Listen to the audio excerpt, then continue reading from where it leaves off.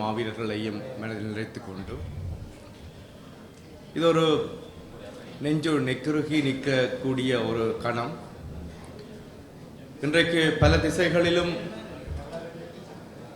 வெவ்வேறு பரிமாணங்களினூடாகவும் தங்கள் வாழ்வை நகர்த்தி கொண்டிருக்கக்கூடிய போராளிகள் இன்றைக்கு இங்கு ஒன்று திரண்டு தங்களுக்கான செல் திசை நோக்கி அந்த திசையில் தாங்கள் பயணிக்க வேண்டிய இலக்கு நோக்கி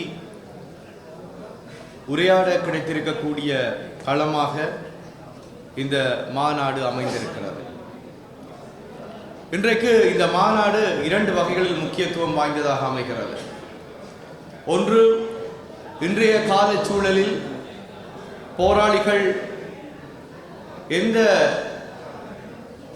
முன்பாதை நோக்கி எங்களுடைய மக்களுக்கான முன்மாதிரிகளாக எப்படி செயற்பட போகிறார்கள் என்பதை தீர்மானம் எடுக்கின்ற ஆராய்கின்ற ஒரு களமாக அமைக்கின்ற இந்த அமர்வு, அதே வேளையில் காலம் காலமாக எங்களுடைய தேசிய தலைவராலும் விடுதலை அமைப்பாலும் போராளி கலைஞர்கள், இசையமைப்பாளர்கள், விற்பனர்கள் அனைவரையும் பாராட்டி வந்திருக்கின்ற அந்த மரபு மீண்டும் பின்பற்றப்படக்கூடிய ஒரு அமர்வாகவும் அமைந்திருக்கிறது. இந்த கட்டத்திலே நாங்கள் மிக முக்கியமான விடயதானங்களை உரையாட வேண்டியவர்களாக இருக்கின்றோம். இந்த சூழலிலே பல்வேறு திசைகளிலும் போராளிகள் ஒவ்வொரு பக்கமாக கவர்ந்தெழுக்கப்படக்கூடிய செயற்பாடுகள் நாளும் பொழுதுமாக நடைபெற்று வருகின்றன. ஒரு தேசமாக, ஒரு தேச கட்டுமானத்தை நிறுவிய அமைப்பாக எங்கள் கனவுகளின் தாயகத்தை நாங்கள் கண்ணெதிரே கண்டவர்களாக வந்திருக்கக்கூடிய நாங்கள் அனைவரும் இந்த சூழலிலே எப்படியான நிலைமையை நாங்கள் எதிர்கொண்டு நிற்கின்றோம் என்பதை பற்றி ஒரு கணம் சிந்திக்க வேண்டியிருக்கிறது. எங்கள் கண்முன்னே ஒரு முழுமையான தேசம் எழுந்து நின்றது. தனியே படைப்பலத்தால் மாத்திரமல்ல, அரசியல் முதிர்ச்சியினாலும் மக்களை பற்றிய கரிசனையினாலும் ஒவ்வொரு சமூக பரிமாணங்களினூடாகவும் மிக சின்ன சின்ன விடயங்களினூடாக கூட கரிசனை காட்டக்கூடிய ஒரு தேச கட்டுமானத்தில் வாழ்ந்தவர்கள் நாங்கள். இன்றைக்கும் எங்களுடைய மாணவர்களுக்கு அந்த தேச கட்டுமானத்தினுடைய பெருமையை, அது வழிவகுத்து தந்திருந்த சீர்மையை இன்றைக்கும் நாங்கள் எடுத்துச் சொல்லி வருகின்றோம்.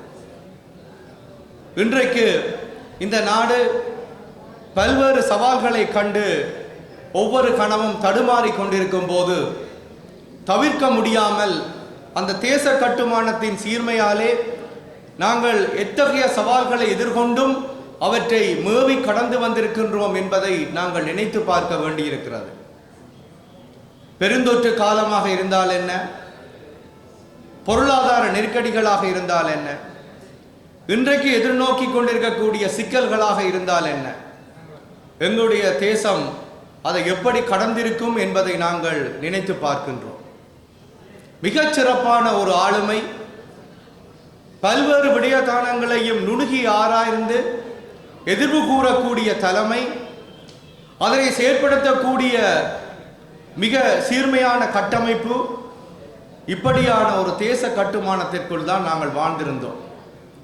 இன்றைக்கு இந்த சிக்கல்களாலே தெற்கில் இருக்கக்கூடிய அரசாங்கமும் அங்கு இருக்கக்கூடிய நிறைவேற்று அதிகாரமும் பாராளுமன்றமும் மிகப்பெரிய சவால்களை எதிர்நோக்கி இருக்கின்ற போது நான் என்னுடைய மாணவர்களுக்கு சொன்னது, இதுவே எங்கள் தேசமாக இருந்திருந்தால் இந்த விடயத்தை ஒரு நீண்ட தற்சார்பு நிலைமையை உருவாக்கி எவ்வளவு பொருண்மையோடு, எவ்வளவு சிறப்போடு, எவ்வளவு தயார்படுத்தலோடு நாங்கள் கடந்திருப்போம். எங்களுடைய தேசம் அந்த தன்னுடைய தற்சார்பு நிலைமையை என்றைக்குமே பேணி வந்திருக்கிறது.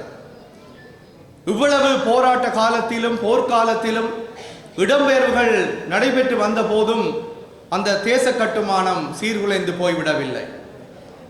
எங்கெங்கெல்லாம் நாங்கள் இடம்பெயர்ந்து இருந்த போது கூட அங்கு மிகுந்த நெகிழ்வு போக்குடன் அந்த தேசம் எழுந்து நின்றது. இன்றைக்கு அது எங்களுக்கு அது கனவாக தெரிந்தாலும் கூட நாங்கள் அதை எதிர்காலத்துக்கும் நகர்த்த வேண்டியவர்களாக இருக்கின்றோம். எங்கள் தேசம் கட்டமைக்கப்பட்டது எங்களுடைய மாவீரர்களின் தியாகத்தால். அந்த மாவீரர்களின் தியாகம், அந்த மாவீரர்கள் தங்களை ஆகுதியாக்கிய அந்த தருணங்களுக்கு முன்பாக எங்கள் தேசமாக நாங்கள் எழ வேண்டிய ஒரு கடப்பாட்டை எங்களுக்கு வரலாறு சொல்லி தந்தது. அது காலனியாதிக்கத்துக்கு முன்பிருந்தே நிகழ்கிறது. காலனியாதிக்க காலத்தில் இருந்து பின்னர் இந்த தீவு சுதந்திரம் பெற்றதாக சொல்லப்பட்ட காலத்திற்கும் அந்த காலத்திலும் கூட நாங்கள் தேசமாக இருக்க வேண்டிய ஒரு கட்டாயம், கடப்பாடு, அவசியம் ஒவ்வொரு கட்டங்களிலுமே உணர்த்தப்பட்டு வந்திருக்கிறது. அது மக்களாலும் அங்கீகரிக்கப்பட்டே வந்திருக்கிறது. இன்றைக்கு நாங்கள் மிக முக்கியமான 50 வருட நிறைவிலே இருக்கின்றோம். இந்த 50 வருட நிறைவு என்பது 2 முக்கியமான விடயங்களை சொல்லி இருக்கிறது. ஒன்று, எங்கள் தேச விடுதலை அமைப்பு உருவாக்கப்பட்டு 50 வருடங்கள். இன்னொன்று, எங்களுடைய மக்களுடைய அபிலாஷைகளை உறுதிப்படுத்திய, வெளிப்படுத்திய வட்டுக்கோட்டை தீர்மானம் மக்கள் முன் கொண்டு வரப்பட்ட 50 ஆண்டுகள். இவ்வாறான சூழலிலே இன்றைய அரசியல் செல்நரிகள் எங்களை வெவ்வேறு திசைகளுக்கு இழுத்துச் செல்வனவாக இருக்கின்றன. நாங்கள் ஒரு திரட்சியாக ஒரு குரலிலே எதை முன்வைக்க வேண்டும் என்பது எங்களுக்கு வரலாறு கற்று தந்திருக்கிறது, வரலாறு சொல்லி தந்திருக்கிறது, வரலாறு எடுத்துக்காட்டி இருக்கிறது. இன்றைக்கு 50 வருடங்களுக்கு முன்னர் எத்தகையதொரு மக்கள் தீர்மானம் முன்வைக்கப்பட்டதோ, எத்தகைய ஒரு தீர்மானம் மக்களால் அங்கீகரிக்கப்பட்டிருக்கிறதோ, அந்த தீர்மானம் நாங்கள் ஆங்கிலத்தில் கூறுகின்ற மேண்டேட், அது ஒரு மக்கள் பிரகடனம். இந்த மக்கள் பிரகடனத்திலிருந்து வலுவாதவர்களாக, அந்த பாதையை எந்த வழியிலேனும் சென்றடையக்கூடியவர்களாக நாங்கள் உறுதியாக இருக்க வேண்டிய காலப்பகுதியில் எங்களை நாங்கள் எந்த நிகழ்வுக்கும் தளர்வுக்கும் உள்ளாக்க வேண்டியதில்லை. பாதைகள் பலவாறாக இருக்கலாம்.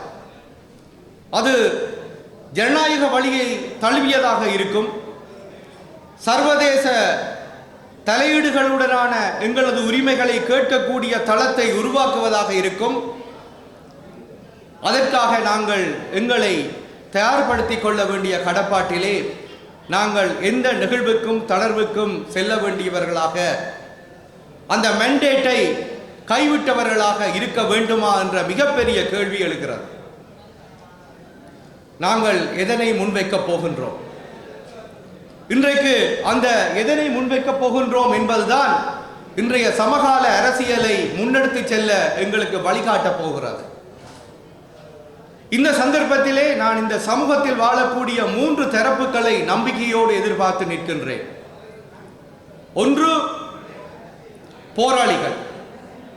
அவர்களுக்கு தெரியும் எந்த திசை, எந்த மேண்டேட்டை நாங்கள் முன்கொண்டு செல்ல வேண்டும், எதனை உரத்த குரலில் சொல்ல வேண்டும், எதனை நாங்கள் எந்த போராட்ட வடிவத்தினூடாக முன்னெடுக்க வேண்டும். அந்த போராட்ட வடிவங்கள் மாறினாலும் எங்களுடைய இலட்சியம் மாறாது என்பதை மிக அற்புதமாக உணர்த்தியவர்கள் மாவீரர்கள். அந்த மாவீரர்களின் பாதையிலே நாங்கள் எப்படி எங்களுடைய மேண்டேட்டை முன்கொண்டு செல்ல போகின்றோம் என்பதை உணர்ந்தவர்கள் போராளிகள். நாங்கள் இங்கே போராளிகள், எங்களுடைய சகோதரர்கள் கூடியிருக்கின்றோம். அதே போல இன்னும் ஒரு தரப்பு மாணவர்கள். எந்த விதமான அரசியல் அபிலாசைகளுக்கும் சிக்கிக்கொள்ளாமல், சுயநல தேர்தல் அரசியலுக்குள் மாட்டுப்படாமல் சிந்திக்கக்கூடிய ஒரு இளைய தலைமுறை மாணவர் தலைமுறை. அதற்கான மிக சீர்மையான ஒரு தலைமைத்துவத்தை கொடுக்க வேண்டியது பல்கலைக்கழக மாணவர்கள். மூன்றாவது தரப்பு ஊடகவியலாளர்கள். ஊடகவியலாளர்கள் தான் இந்த செல்நெறியை மக்கள் மயப்படுத்த வேண்டிய ஒரு மிக பொருத்தமான அபிப்பிராயத்தை உருவாக்க வேண்டிய கடப்பாடு உடையவர்களாக இருக்கிறார்கள். இன்றைக்கு சமூக ஊடகங்கள் பெருகிவிட்டிருந்தாலும் கூட எங்கள் ஊடகவியலாளர்கள் இந்த உறுதிப்பாட்டோடு இணைந்திருப்பார்களே ஆனால் மக்களுடைய கருத்து கூர்மையை, அபிப்பிராய உருவாக்கத்தை நாங்கள் செம்மையாக முன்கொண்டு செல்ல முடியும். ஆகவே இந்த மூன்று தரப்புகளும் இணைந்திருக்கக்கூடிய ஒரு செல்நெறி, எங்களுடைய அடிப்படை கோரிக்கைகளை முன்வைக்கக்கூடிய அந்த உறுதிப்பாடு மீண்டும் பேணப்பட வேண்டும். அதற்கு இந்த சமகால அரசியலை பேசுகின்ற தளங்கள் எங்களுக்கு வழிகாட்ட வேண்டும். போராளிகள் இங்கு கூடியிருக்கிறீர்கள். உங்களுக்கு தெரியும் இந்த மேண்டேட்டை, இந்த மக்கள் தீர்மானத்தை எப்படி நாங்கள் மீண்டும் வலியுறுத்த வேண்டும் என்று. தேர்தல் அரசியலுக்குள் மாட்டுப்பட்டிருக்கக்கூடிய கட்சிகள் அல்லது வெளிநாட்டு தூதரகங்களின் செல்வாக்குக்குள் மாட்டுப்படக்கூடிய கட்சிகள் அல்லது வெவ்வேறு அரசியல் நிகழ்ச்சி நிரலுக்குள் சிக்கிக்கொள்ளக்கூடிய கட்சிகள் இதனை விட்டு செல்லலாம். அவர்களுக்கு இந்த கடப்பாடு என்பது மக்களின் அபிப்பிராயத்தின், மக்களின் கோரிக்கையில் இருந்து வந்திருக்கக்கூடிய ஒரு ஓர்மமான தீர்மானம் என்பது அவர்களுக்கு தெரிந்திருந்தும் அவர்கள் தங்களுடைய சுயநல அரசியல் வாழ்வுக்குள் தான் சிக்கிக்கொள்கிறார்கள். அல்லது ஒரு தற்காப்பு அரசியல் வளையத்துக்குள் தங்களை பேணிக்கொள்ள விரும்புகிறார்கள். அல்லது தங்கள் எதிர்கால அரசியலை எப்படி முன்கொண்டு செல்ல வேண்டும் என்பதிலே அவர்கள் கவனமாக இருக்கிறார்கள். ஆனால் இந்த மூன்று தரப்புகளும் அப்படி இருக்க வேண்டிய அவசியமில்லை. அவர்களுக்கு இடித்துரைத்து, அவர்களுக்கு உரிய முறையில் அறிவுரை சொல்லி, அவர்களை சரியாக வழிநடத்த வேண்டிய பொறுப்பு இந்த மூன்று தரப்புகளுக்கும் இருக்கிறது. இது காலத்தும் கட்டளை. இதை நாங்கள் செய்தே ஆக வேண்டிய நிலைமையிலே இருக்கின்றோம்.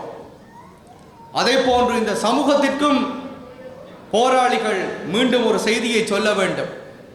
எப்படி ஒரு தேச கட்டுமானம் எங்கள் கனவுகளிலே ஒரு தேசத்தை நிர்மாணித்திருந்தது, அது யதார்த்த பூர்வமாக எப்படி எங்கள் கண்முன்னே எழுந்து வந்தது என்பதை அறிந்தவர்கள் நாங்கள்.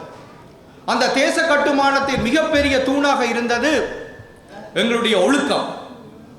எப்படி இந்த சமூக ஒழுக்கம் என்பது பேணப்பட வேண்டும் என்பதிலே மிகுந்த முன்மாதிரிகளாக இருந்தவர்கள் மாவீரர்கள், அவர்களை பின்தொடர்ந்து வந்த போராளிகள். இந்த சமூக ஒழுக்கத்தை தனிப்பட்ட ஒழுக்கத்தோடு மிக உயரியதாக இணைத்து காட்டிய தலைமை எங்களோடு இருந்தது. அந்த தலைமையினுடைய அந்த சீரிய வழிகாட்டல் எங்களுக்கு இந்த நிலையிலே, இந்த கட்டத்திலே, இந்த சமூகத்திலே மீண்டும் ஒரு ஒழுக்கமுடைய சமூகமாக தமிழ் சமூகத்தை கட்டமைப்பதற்கு எங்களுக்கு தேவையாக இருக்கிறது. நேற்றைக்கு முந்தைய தினம், நேற்றைய தினம், இன்றைய தினம் கிடைக்கின்ற செய்திகள் எங்கள் சமூகம் சீர்கட்டு போவதை சுட்டிக்காட்டி நிற்கின்றன. நாங்கள் இப்படியே எங்கள் சமூகத்தை விட்டு போவோமாக இருந்தால் இன்றைக்கு நாங்கள் 50 வருடங்களை நிறைவு செய்திருக்கக்கூடிய எங்களுடைய அந்த போராட்ட பாதை என்பது நாளை வெறுமனே ஒரு பாலைவனமாகி விடலாம். ஆகவே இன்றைக்கு இந்த சமூக சீர்திருத்தத்திற்கு, சமூகத்தை சரியான வழியில் கொண்டு செல்வதற்கான முன்மாதிரிகளாக திகழக்கூடிய போராளிகள் இங்கு கூடியிருக்கிறீர்கள்.